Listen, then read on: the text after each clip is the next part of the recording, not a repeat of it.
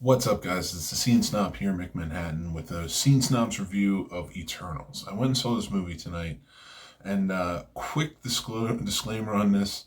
I had recorded my initial review of it earlier, and then I went back and rethought about it, and I stand by everything I said in the original review, but I wanted to redo it.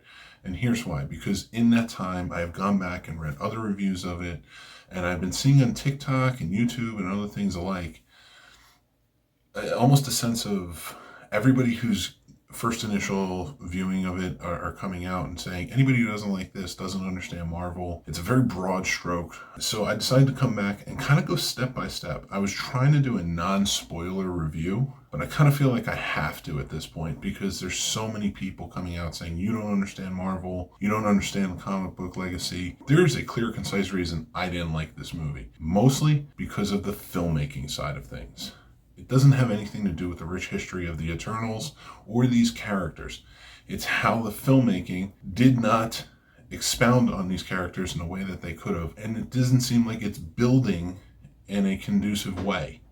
Now let me get into it a little bit, and what I want to do is explain to you first. Eternals are a group of beings that were created by Celestials in the Marvel Universe. Gilgamesh is the one that leads them. This particular group, he is sent out to Earth to protect Earth from deviants. Deviants are another group that were created that are more on the evil, twisted side, and the Eternals are meant to fight them and keep humans protected from the deviants. Now these deviants, once they are completely cleared from Earth, the Eternals can kind of live through life and wait for their mission to come home. We are led to believe as this movie goes on, and I will get into it again. There's going to be spoilers. I'm going to go character by character and why I feel this movie didn't work. I really feel like this missed the mark, especially when it comes to what Marvel has transpired and put out beforehand. And you can tell me in the comments that I don't know anything about Marvel, or I don't know this, I don't know that. Fine. Was I a huge Eternals fan growing up? No, I was not. Do I know the characters? I know them well enough. And I did my research before coming in. But this isn't about the comic book characters. It's based on them, but this is how they fit into the MCU. And now I understand that they are building to something even bigger that leads to the Celestials. And that in the cosmic universe. I am not saying that's not important or I don't want that. What I'm saying is you still have a story to tell here, and they told it poorly just to get that point home. I'm tired of movies not being good just so we can get to the end and be like, okay, but we're opening it up to this. That's not what movies should be. They should have clear stories to tell that are interesting, and this movie was not interesting, and here's why. It jumps around a lot through time. The linear story starts at 5000 BC, and they have been living on Earth ever since when they were sent here among the humans, and some are happy to be among the humans, some are not, and it's all told mostly through flashback just to drive the point home of the dialogue that they have just put out there. A big thing about this, why didn't they get involved with Thanos? And they keep saying that we vowed to never get involved with humans, which is not the case in many ways. They contradict themselves throughout this constantly. They've already established in the movie multiple times and clearly and concisely said it at one point that they do get involved or what's going on with humans when it's affected by Eternals or Deviants. Now, Thanos, who they know and they establish they know in this movie, is half Deviant and half Eternal. They could have all, with all of their powers, gotten involved at any time and stopped the snap. They're trying to retcon it, and none of it works. If they had taken a vow and they all promised or anything, but that isn't the case because some of them left and said, well, I'm going to live among the humans. Some of them said, I'm going to control the humans. Some of them said, I'm going to do this. And then I don't believe it anymore and I need to get involved. And as I go through the characters, we'll get into that a little bit more. But any one of them have contradicted themselves throughout in dialogue that they could have gotten involved in stopping Thanos. To their end goal, for every single one of them, stopping Thanos was the most important thing because their end goal could have been met much quicker. With that being said, the first character I want to talk about is essentially the leader of the Eternals, Gemma Chan as Cersei. She is a fine character. She's a caring character. She's very empathetic towards humans. She loves humans. She wants to take care of them and protect them. They mean a lot to her. And you see that through glimpses, like, her reaching out for humans, her becoming a teacher later in life towards the present day, and how much she talks about them. I did get the feeling that she does love humans, and her ultimate goal is to protect humans at all costs. And she was a good character, and Gemma Chan did a really good job. And now you might remember Gemma Chan in the MCU already in Captain Marvel as Minerva. So I thought that was kind of funny that they brought her back, but I was glad she was in the movie. She was actually a character I really did enjoy. I don't think she was completely fleshed out and well written as she could have been, but she was still one of the more interesting characters, and I liked her. Her power was that she can change substances, and it's a cool and effective power as you go on. I did like their powers in the movie. The next character that really bothered me was Icarus, played by Richard Madden, who you may remember as Robb Stark from Game of Thrones. Icarus is like the Superman of the tale. He's got the laser beam eyes. He can fly. He's super strong. He's almost impenetrable. His ultimate goal is to make sure the Celestials' goal is met, which is the decimation of Earth. And you find that out much later. Kingo, who's played by Camille Najeri, who is a funny character. I like him a lot. I loved him on Silicon Valley. But in this movie, his laughs are pretty good. They're not great. They weren't perfectly well written. His character isn't really fleshed out. And he disappears almost for the entire third act. He just is like, you know what? I don't agree with this. And he leaves. It makes no sense to me that he would just leave the people he cares about. That comes back in the end and says, I just care about you guys not to be there for you.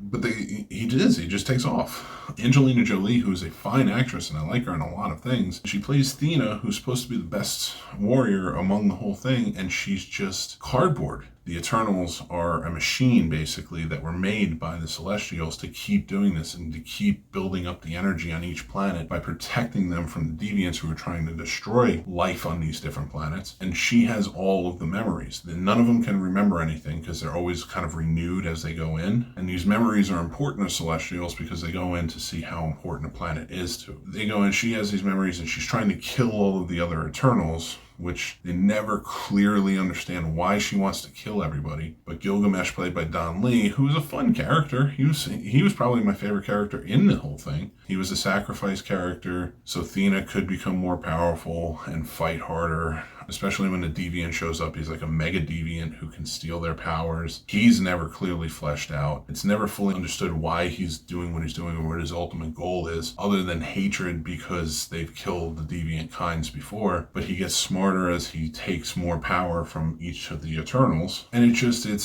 it's just not really explained well, and it kind of bugs me throughout it. As I go through and I'm watching this, I'm paying attention to each character. Salma Hayek's Ajak character, who's the leader. She knows all the secrets of the Celestials. She is the one that talks to Aramesh directly until Cersei gets that power when she dies. Spoiler. But I told you right from the beginning, there were spoilers. Brian Tyree Henry comes in as Fastos. He is like an engineer. He can put everything together, and he understands technology better than anything. And he has helped push human society further, which in turn built more energy into Tiamat, who is the celestial in the earth, and that's what's going to make him rise. So he goes on and he helped build the atom bomb. It's a quick flashback, and he hates humanity after they used it to destroy Hiroshima and Nagasaki. He's standing there, and he vows to never be around humans again. But then when they go to see him in the very next scene, he's married, he has a kid, he's living a life among humans, he's living as a human, doesn't use his powers.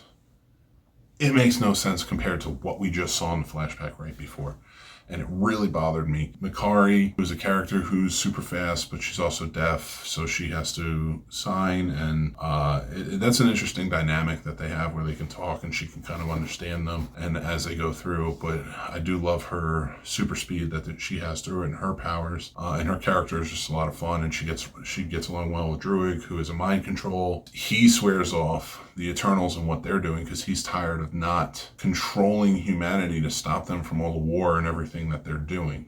And so he bolts and he starts controlling humanity. He has like a small sect in the Amazon that he works with, and he cares about them, but like he can control them anytime he wants. He uses his power. Again, having sworn off and said, I am going to get involved with humanity, but when Thanos rolled around, he didn't help humanity in any way. I don't understand it. A lot of them, the whole Thanos thing, it didn't play up well, and just explaining it in a way as like we don't get involved with humans and what is going on with them didn't work for this. One character in this movie that really bugged me was Sprite. She was a teenage character, and the thing I loved about her, she could do illusions. She could make, just make anything kind of appear, and she has a great power for it. The whole point of this is she is pissed off and tired. She's in love with Icarus, but he never paid attention to her because she's in the body of a teenager. She can never grow up. She never grows old. So nobody ever sees her as anything other than a kid, and it just drives her crazy. But the problem is, you are an eternal being that is 7,000 years old. You're acting like a moody, bratty teenager the entire time, and you are so much past that. You've had to have surpassed that. Not saying that you're not upset that you can't grow up or that you're in love and nobody looks at you in that way because you're seen as a kid, is acting in such a way that is very different from everything she's saying. Like, she's an all-powerful being, but you could have fixed that. You could have fixed that by saying, like, she was the great storyteller. They built Babylon. They show it in the movie. She was the one that passed these stories on and told these fabled tales of who these heroes were. And you can say, like, as time went on, her magic, her need, her power had to be sheltered more, had to be hidden away more. So it turned her more bitter into, I can't be the storyteller that I once was and revered as I once was. And now I'm just looked at as a teenager. But why she's acting like a bratty teenager and she's like 10,000 years old, I don't know. And it kind of bugged me a little bit. All of these characters, they were not fleshed out well. They could have been fun characters, and they could have been added to a much bigger plot, which I'm sure they will be, because as it goes on, you're going to have the Celestials. They're going to get more into the cosmic world of the MCU, and I'm all for that. But this could have been a more effective bridge to get to that world. Start out on Earth and then open it up to something bigger, which they kind of hint at that they're going to do. This story made no sense. So you can tell me, and you can tell other people who didn't like it, you just don't understand the MCU, or you don't understand Marvel, you don't understand comic books. Fine. That's a cop-out. This was not a well-told story, and it was a boring story. There was not much action to it. There was a lot of exposition. There was a lot of flashbacks, and that's what I'm comparing it to. This was just a slow-toned movie, a dark-toned movie, which I'm fine with. But when I don't care about your characters because you didn't flesh them out well and your flashbacks just aren't working, and you're relying too heavily on your flashbacks, the movie is just boring. It's not well written. I wish it was. It looks really nice. There are some parts I didn't really love, like the Amazon part. It was very dark, and I don't mind dark, but I mean dark where you can't really see the action, and it's kind of important to see the action that's going on in that scene. I went in really hoping for a lot, and I walked out like it was not really a fun movie. And I don't mind dramas, and I don't mind dark movies, and I especially wouldn't mind if they're in the MCU. But this was a dark movie with a really, jumbled story, convoluted, and not that I couldn't follow it, but I was bored to follow it. And that's really what it comes down to. So this is my review. If you do go check it out, let me know in the comments what you thought about it. Hopefully you can give a more constructive criticism than you just don't understand MCU or understand Marvel. Because I would love to talk to you about it and understand more. With that being said, I'm Mick Manhattan, the Scene Snob. Thanks for checking out my review of Eternals, and I will talk to you guys soon. Take care. Thanks for watching, everybody. I'm Mick Manhattan, the Scene Snob, and you can check out the Scene Snobs podcast live every Tuesday at 9 p.m. Eastern, or you can check it out on any podcast platform or our YouTube channel anytime after that. Thank you to our Patreon supporters. Without you, this wouldn't be possible. If you guys want to join, check us out over on thescenesnobs.com. We have links for everything.